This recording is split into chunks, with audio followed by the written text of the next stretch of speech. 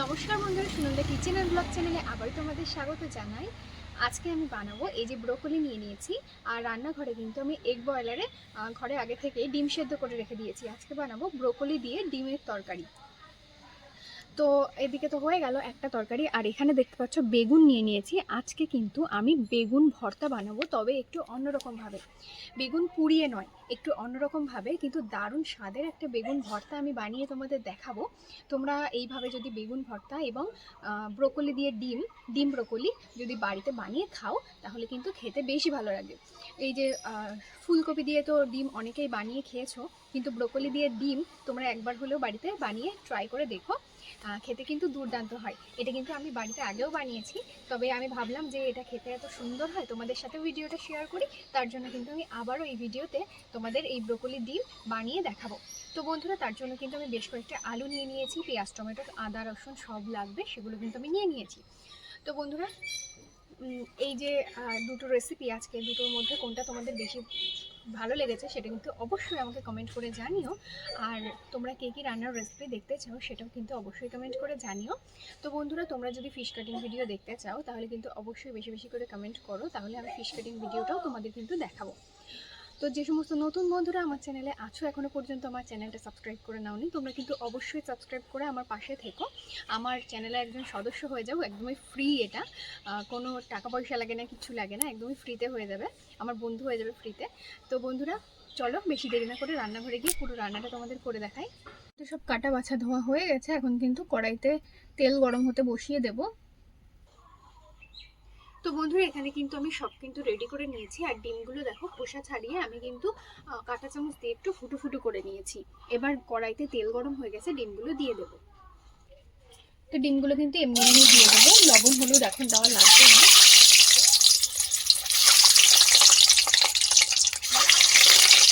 একটু লাল করেই ভেজে নেবো।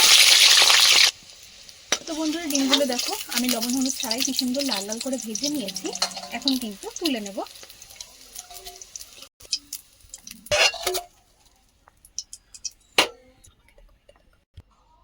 তো বন্ধুরা, কড়াইতে যেহেতু তেল গরমই আছে, আর এখানে দেখো বেগুন ভর্তার জন্য বেগুনগুলো আমি কিন্তু এরকম সাইজ করে কেটে নিয়েছি, আর আগে থেকে কিন্তু লবণ হলুদ মাখিয়ে রেখে দিয়েছি। তোমরা যখন এইভাবে বেগুন ভর্তা বানাবে তখন কিন্তু এভাবেই বেগুনটা কেটে নেবে এবং আগে থেকে লবণ হলুদ মাখিয়ে রাখবে। তো বেগুনগুলো কিন্তু এখন এই গরম তেলের মধ্যে দিয়ে দেবো।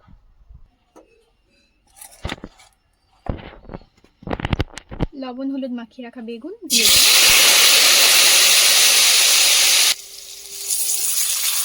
বেগুন ভাজা খুব ভালোভাবে হয়ে গেছে, এখন ভালো করে তেল থেকে তুলে নেব।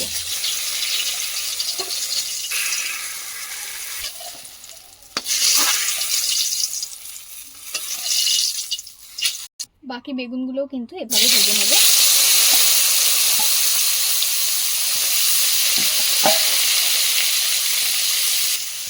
এর সাথে কিন্তু এই যে টমেটো আমি হাফ করে কেটে রেখেছি, 4 টুকরো করে একটা গোটা টমেটো বড় দেখে, সেটাও দিয়ে দিচ্ছি।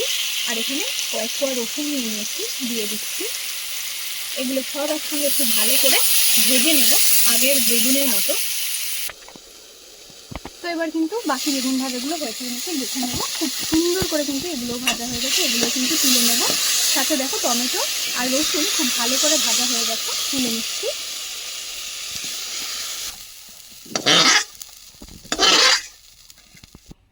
তো বন্ধুরা, কড়াইতে কিন্তু আবারও তেল দিয়ে দিয়েছি এবং গরম হয়ে গেছে, এখন আমি পেঁয়াজ কুচি দিয়ে দেব।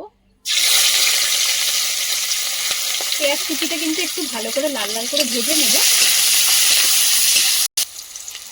তো এই পেঁয়াজের মধ্যে সামান্য পরিমাণ লবণ দিয়ে দেবো, তবে বেশি পরিমাণ দিলে কিন্তু হবে না, যেহেতু বেগুনের মধ্যে বেগুন যখন মাখানো ছিল তখন কিন্তু সঠিক পরিমাণ লবণ হলুদ দিয়ে মাখানো ছিল, তাই এখানে কিন্তু বুঝে শুনে লবণটা দিতে হবে, আর হলুদটা কিন্তু এখন আমি দেবো না। তখন এদিকে পেঁয়াজটা ভাজা হতে থাক, আর এদিকে কিন্তু আমি যে ভেজে নিয়েছি বেগুন টমেটো এবং রসুনগুলো, সেগুলো কিন্তু একটা কাঁটা চামচের মাধ্যমে একটু ঘেটে নেব।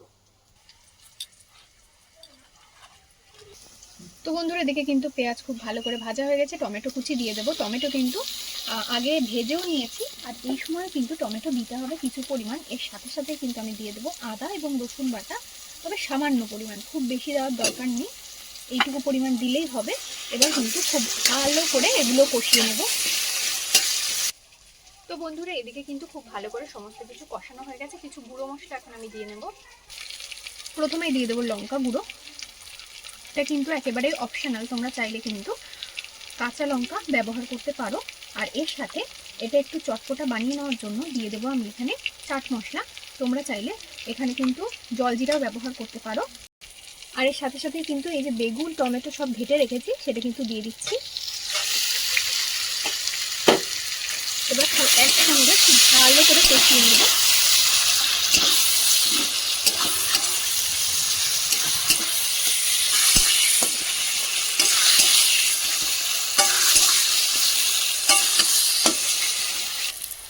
তো বন্ধুরা এটা কিন্তু হয়ে গেছে। এখানে এই যে অল্প সামান্য পরিমাণ পেঁয়াজ কুচি ওপর থেকে এইভাবে ছড়িয়ে দেব।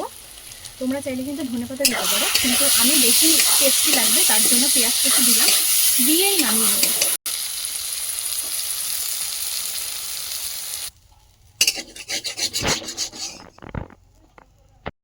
একটা রান্না হয়ে গেল। আরেকটা রান্না করার জন্য দেখো ব্রোকলিগুলো আমি এরকম সাইজ করে কেটে নিয়েছি, আর এর সাথে আলু দেবো তাই এরকম সাইজ করে কেটে নিয়েছি। এগুলো কিন্তু এখন তেলে ভেজে নেব। তো আলুগুলো দিয়ে দিচ্ছি,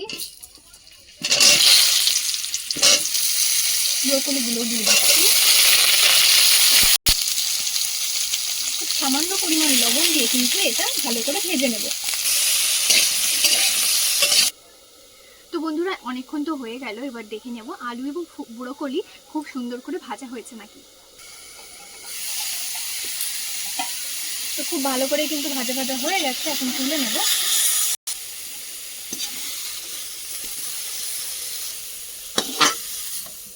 তো কড়াইতে কিন্তু আবারও তেল গরম হতে বসিয়ে দিয়েছি। এবার কিন্তু দিয়ে দেবো তেজপাতা,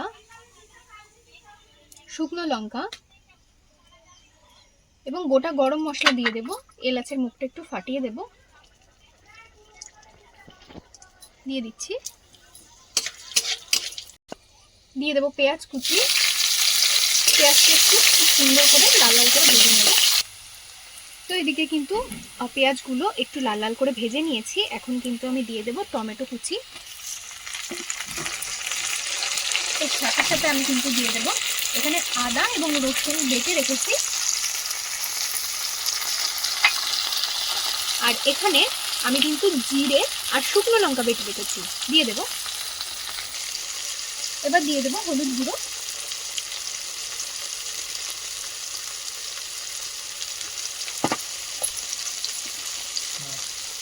দিয়ে দেব পরিমাণ মতো লবণ।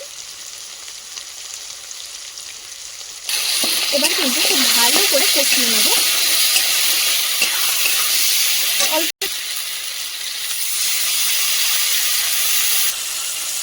এখন আমি দিয়ে দেবো 1 চামচ ধনে গুঁড়ো, দিয়ে খুব ভালো করে মশলাটা কষিয়ে নেব।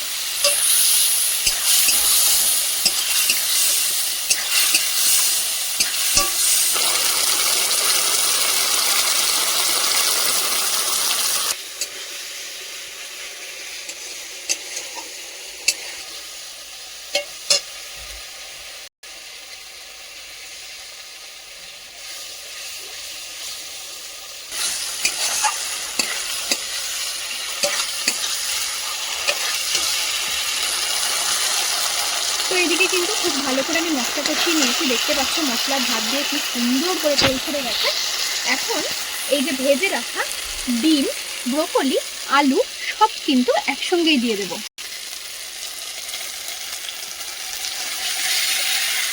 তো এগুলো দিয়ে দিয়েছি, খুব ভালো করে এগুলো সঙ্গে আরেকবার কষিয়ে নেব।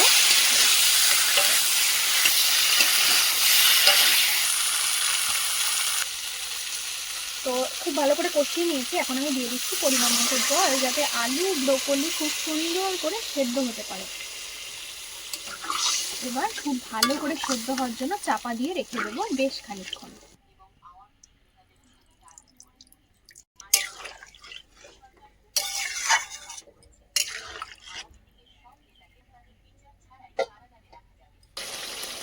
বন্ধুরা এই রান্নাটা কিন্তু আমার খুব ভালো করে হয়ে গেল। দেখো ঝোলটা কিন্তু একেবারে মাখো মাখো হয়েছে, আর আলু খুব সুন্দর করে সেদ্ধ হয়েছে। দেখো খুব সুন্দর করে কেটে গেল, আর ব্রোকলি তো খুব নরম, তাহলে তো খুব ভালো করেই সেদ্ধ হয়। তো এই রেসিপিটা তোমাদের কেমন লাগলো অবশ্যই কমেন্ট করে জানিও। আর এই দেখো ডিমগুলো কিন্তু গোটা গোটাই আছে খুব সুন্দর করে। এবার কিন্তু আমি নামিয়ে নেব।